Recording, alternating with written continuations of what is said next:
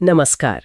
आज हम भारतीय कला के खजाने से एक ऐसे नगीने पर नजर डाल रहे हैं जिसकी कहानी जितनी दिलचस्प है उतनी ही इसकी खूबसूरती भी बेमिसाल है। हाँ बिल्कुल। हमारे स्रोत हमें राजस्थान की चित्रकला के एक सुनहरे दौर में ले जाते हैं और एक खास तस्वीर पर हमारा ध्यान खींचते हैं। हाँ, और ये तस्वीर है भी बहुत खास। जी हाँ, हम बात कर रहे हैं विश्व प्रसिद्ध पेंटिंग राधा बणिठनी की, किशनगढ़ शैली का शायद सबसे बेहतरीन नमूना। बिल्कुल। इसे बनाया था कलाकार निहाल चंद ने। समय था लगभग 1760 ईस्वी के आसपास। हाँ, और आजकल ये नई दिल्ली के राष्ट्रीय संग्रहालय में है ना? जी, वहीं पर राष्ट्रीय संग्रहालय की शोभा बढ़ा रही है पेंटिंग। और इसे कागज पर टेम्परा तकनीक से बनाया गया है।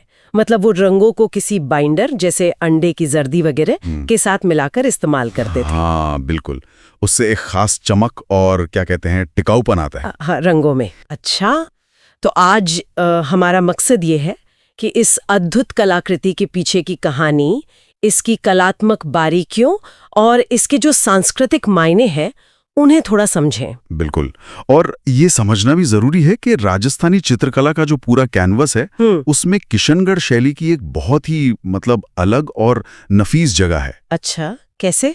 ये शैली अपनी कोमलता, अपनी इमोशनल डेप्थ और खास तौर पर राधा कृष्ण के प्रेम और भक्ति के चित्रण के लिए जानी जाती है। यहाँ आर्ट सिर्फ सजावट नहीं थी, वो गहरी आध्यात्मिक और श्रृंगारिक भावनाओं को दिखाने का एक जरिया बन गई थी। तो ठीक है, चलिए इस कहानी के पन्ने पलटते हैं। आखिर ये बणिठनी थी कौन? सुनने में आता है कि वो असल में किशनगढ़ रियासत के राजा सावन सिंह के दरबार में एक गायिका और नर्तकी थी। हाँ सही है, उनका असली नाम शायद कुछ और रहा होगा, पर राजा जो उनकी सुंदरता और प्रतिभा के कायल थे उन्हें बणिठनी कहने लगे। बणिठनी, इसका मतलब क्या हुआ? बणिठनी का मतलब ही है सजी संवरी या वेल अडॉर्न्ड, जो हमेशा खूबसूरती से तैयार रहे। ओके। तो ये सिर्फ एक नाम नहीं था, ये उनकी छवि, उनकी पर्सनालिटी का एक प्रतीक बन गया। लेकिन यहाँ कहानी और भी गहरी हो जाती है ना? कैसे? राजा सावन सिंह वो खुद भी एक बहुत अच्छे कवि थे, नागरीदास के नाम से लिखते थे और कृष्ण के बहुत बड़े भक्त थे। अच्छा, तो उनका कवि होना और भक्त होना भी इस कहानी से जुड़ा है? बिल्कुल, बहुत गहरा जुड़ाव है। सावन सिंह के लिए बणिठनी सिर्फ एक दरबारी कलाकार या कोई प्रेरणा का स्रोत भर नहीं थी। वो अपनी गहरी भक्ति और जो उनकी कवि वाली नजर थी उससे उनमें अपनी आराध्या राधा का ही रूप देखते थे। सच में, एक दरबारी कलाकार में राधा का रूप? हाँ, उनकी कविताओं में जो कृष्ण भक्ति और प्रेम से भरी हैं उनमें अक्सर राधा का जो वर्णन मिलता है वो कहीं ना कहीं बणिठनी की छवि से प्रेरित लगता है। तो ये पेंटिंग सिर्फ राजा का अपनी पसंदीदा कलाकार के लिए लगाव नहीं है? नहीं, उससे कहीं ज्यादा है। ये एक भक्त की अपनी भगवान के प्रति जो गहरी आस्था है और एक असल इंसान में दिव्यता देखने की जो नजर है उसका संगम है। वाह! और ये सोचिए, उस जमाने के सामंती माहौल में ये कितनी बड़ी बात थी। एक शासक अपनी दरबारी गायिका में ईश्वरीय रूप देख रहा है। ये तो वाकई दिलचस्प है कि कैसे व्यक्तिगत भक्ति, प्रेम और कला सब एक साथ मिल गए यहाँ। चलिए अब जरा पेंटिंग को आंखों के सामने लाने की कोशिश करते हैं। स्रोत बताते हैं कि बणिठनी का चेहरा लंबा है, माथा ऊंचा है। हाँ, और नाक तीखी, थोड़ी ऊपर उठी हुई, होंठ पतले धनुष के आकार के और थोड़ी बहुत नाजुक सी। और आंखों के बारे में बहुत सुना है। आंखें तो जैसे इस पेंटिंग की जान हैं। बड़ी बादामी आंखें, कमल की पंखुड़ियों जैसी, ऊपर की ओर थोड़ी खिंची हुई, और उनमें एक ठहराव है, एक शांत भाव है। हाँ, और उन आंखों की गहराई देखिए, उनमें एक अजीब सी कशिश है ना? थोड़ी सी उदासी भी झलकती है शायद। हो सकता है।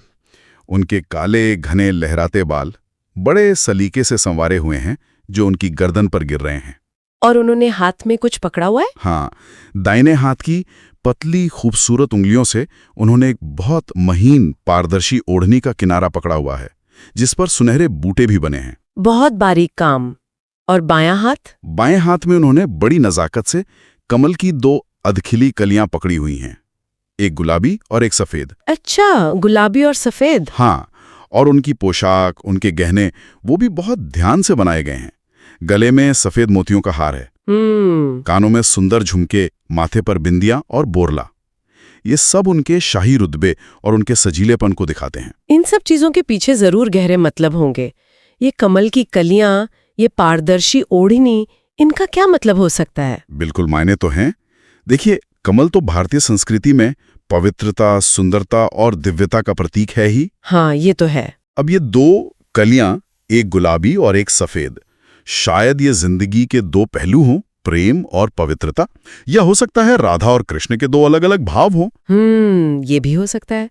और वो पारदर्शी ओढ़नी, वो क्यों?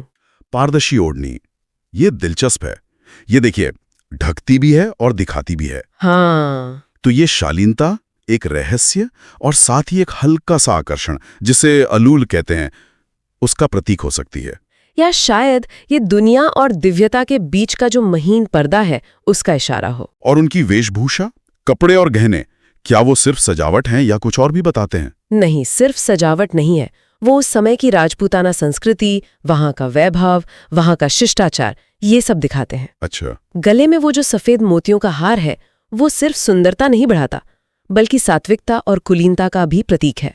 और अगर हम इसे थोड़ी बड़ी तस्वीर में देखें, तो निहाल चंद ने जो पीछे गहरे नीले रंग का बैकग्राउंड इस्तेमाल किया है, वो बड़ी ढरनी के गोरे आड़ू जैसे रंग को कितना खूबसूरती से उभारता है। हाँ, एकदम कॉन्ट्रास्ट। बिल्कुल, ऐसा लगता है जैसे उनके चारों ओर एक दिव्य रोशनी फैली हो।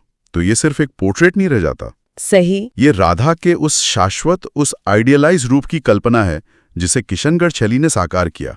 इसमें श्रृंगार और भक्ति रस का मतलब एक अद्भुत मेल है। यहाँ ये बात और भी दिलचस्प हो जाती है जब हम खास किशनगढ़ शैली की अपनी विशेषताओं पर ध्यान देते हैं। जैसे आपने बताया, वो कमल की पंखुड़ी जैसी लंबी ऊपर उठी आंखें। हाँ, धनुषाकार भौवें, पतली नाक, पतले होंठ और वो शांत, लगभग रहस्यमय सा भाव। हाँ, ये सब इस शैली की पहचान बन गए। और कहा जाता है कि निहाल चंद ने इस शैली को इस पेंटिंग में जैसे सिद्ध कर दिया, मतलब एकदम परफेक्शन पे पहुंचा दिया। हाँ, बिल्कुल। ये शैली उस समय की जो दूसरी राजस्थानी शैलियां थी, जैसे मेवाड़ या बूंदी, उनसे काफी अलग थी। अच्छा, कैसे? जहां मेवाड़ शैली में आपको ज्यादा लोक कला वाले तत्व और चटख रंग दिखते हैं, वही किशनगढ़ शैली में एक खास किस्म की नजाकत है, कोमलता है और भावनाओं की गहराई है। इसमें राजा सावंत सिंह की जो कवि वाली प्रतिभा थी और उनकी भक्ति भावना, उसने निहाल चंद की कूची को जैसे एक नई उड़ान दी। और ये जो माना जाता है कि किशनगढ़ में बनी हर राधा की तस्वीर में बनी ठणी की झलक मिलती है। हाँ, ये बात बहुत अहम है। ये दिखाता है कि कैसे एक असल इंसान कला के जरिए एक पूरे स्कूल के लिए, एक पूरी शैली के लिए आदर्श बन गया, प्रेरणा बन गया। और इसकी अहमियत सिर्फ कला की दुनिया तक ही नहीं रही। 1973 में भारत सरकार ने इस पेंटिंग पर एक डाक टिकट भी जारी किया था। हाँ, किया था। ये तो इसकी राष्ट्रीय और सांस्कृतिक पहचान को मजबूत करता है। इसे भारतीय कला की मोनालिसा भी कहा गया है। हालांकि ये तुलना शायद पूरी तरह सही ना हो, पर इसकी प्रसिद्धि तो बताती ही है। बिल्कुल, इसे एक मास्टरपीस, एक उत्कृष्ट कृति मानने के कई कारण हैं। ये सिर्फ तकनीकी कमाल या सुंदरता की बात नहीं है।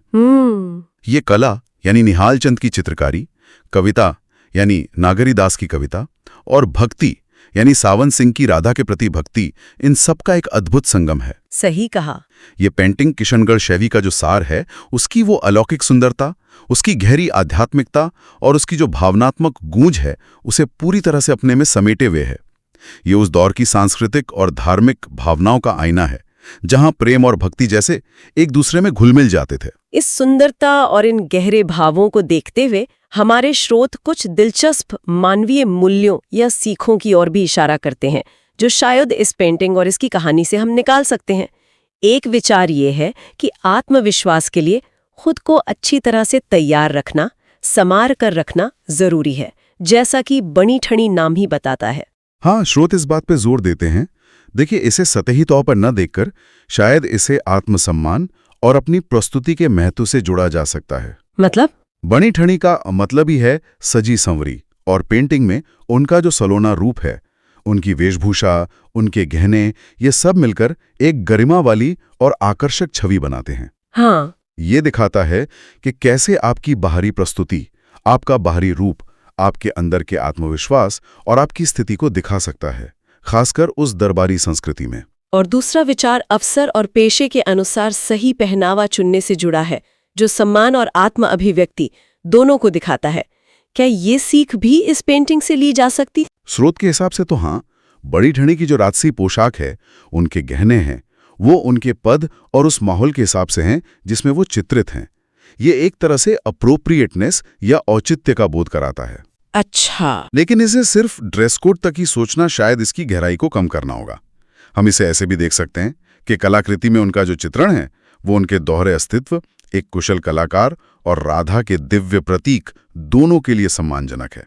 हाँ, ये बात सही है। उनका पहनावा उनकी सुंदरता और पद को तो दिखाता ही है, साथ ही उसमें एक शालीनता और दिव्यता का भाव भी है। तो ये सिर्फ बाहरी दिखावे की बात नहीं है, बल्कि अपनी भूमिका और अपनी पहचान को गरिमा के साथ पेश करने का तरीका भी है। तो इस पूरी चर्चा का सार क्या निकलता है? हमने देखा कि ये पेंटिंग राधा बणीठणी किशनगढ़ शैली का एक शिखर है, जिसे निहाल चंद ने राजा सावंत सिंह के संरक्षण में बनाया। हाँ, ये एक वास्तविक व्यक्ति बणीठणी और एक दिव्य आदर्श राधा का एक अद्भुत मिश्रण है। बिल्कुल। इसके पीछे राजा की भक्ति, उनका कवि मन और बणीठणी के प्रति उनका गहरा अनुराग, ये सब छिपा है। सही। हमने इसकी कलात्मक विशेषताओं जैसे टेम्परा तकनीक, वो खास स्टाइल वाली बातें और सिंबॉलिज्म यानी प्रतीकात्मकता पर भी बात की। बिल्कुल। और जैसा कि स्रोत हमें याद दिलाते हैं कि जब हम इस पेंटिंग को देखें तो हमें सिर्फ इसकी मोह लेने वाली सुंदरता पर ही नहीं रुकना चाहिए। हमें इसके पीछे की कहानी, राजा सावंत सिंह की भक्ति, नागरीदास की कविता और बणीठणी की जो प्रेरणा है उसे महसूस करना चाहिए। सही बात। ये इस विचार का प्रतीक है कि सच्ची कला सिर्फ बाहरी रूप को नहीं पकड़ती, बल्कि आत्मा की गहराई को भी पकड़ सकती है, उसे दिखा सकती है। ये किशनगढ़ शैली का एक अनमोल रत्न है जो भारतीय कला के इतिहास में हमेशा चमकता रहेगा, शाश्वत सौंदर्य और कृपा का प्रतीक बनकर। ये चित्र सौंदर्य और भक्ति का एक आदर्श प्रस्तुत करता है और ये सोचने पर मजबूर करता है कि आज के दौर में जब सुंदरता और आदर्शों की परिभाषाएं लगातार बदल रही हैं, तब कला के माध्यम से इस तरह के शाश्वत या पारंपरिक आदर्शों को प्रस्तुत करने का क्या महत्व या क्या चुनौतियां रह गई हैं? क्या कला आज भी आत्मा को पकड़ सकती है? वैसे ही सोचने वाली बात है।